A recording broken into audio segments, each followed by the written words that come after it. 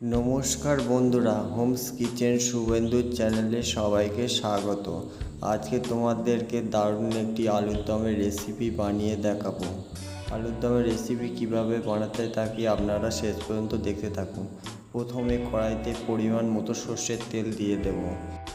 গোটা জিরে, গোটা গরম মশলা, তেজপাতা আর শুকনো লঙ্কা দিয়ে দেবো। দুটো মাঝারি সাইজের পেঁয়াজ কুচি করে রেখেছি, দিয়ে ভালো করে হালকা লাল লাল করে ভেজে নেব। তারপরে সিদ্ধ করে কেটে রাখা আলু দিয়ে দেব।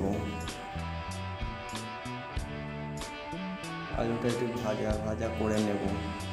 তারপরে দিয়ে দেবো স্বাদ মতো লবণ, অল্প একটু হলুদ, অল্প একটু লঙ্কার গুঁড়ো দিয়ে দেব।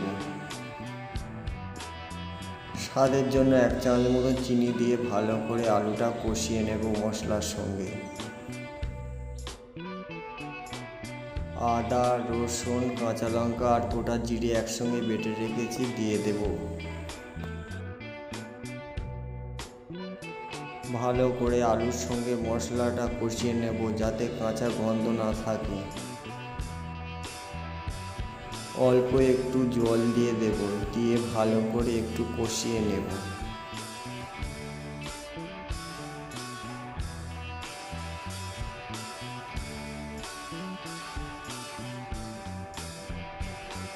আলুটা সুন্দরভাবে কষানো হয়ে গিয়েছে, এবারে পরিমাণ মতো জল দিয়ে দেব।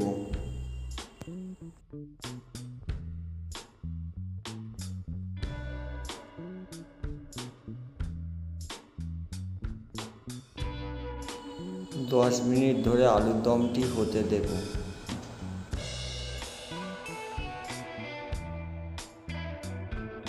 10 মিনিট হয়ে গিয়েছে, এবারে ওপর থেকে একটুখানি মতন ঘি দিয়ে দেব।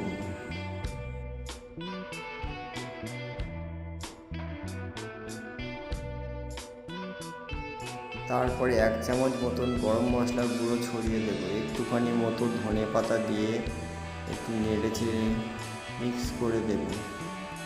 এরকমভাবে আলুর দমের রেসিপি বানালে খুবই সুন্দর টেস্ট হয়। বন্ধুরা, একবার এরকমভাবে আলুর দমের রেসিপি বানিয়ে ট্রাই করে দেখতে পারেন। এটি মুড়ি বা লুচি বা পরোটা দিয়ে খেতে খুবই ভালো লাগবে। বন্ধুরা, এই আলুর দমের রেসিপিটি ভালো লাগলে লাইক, কমেন্ট, সাবস্ক্রাইব আর বেশি বেশি করে শেয়ার করবেন। আর হোমস কিচেন শুভেন্দুর চ্যানেলটির পাশে থাকবেন বন্ধুরা। নমস্কার।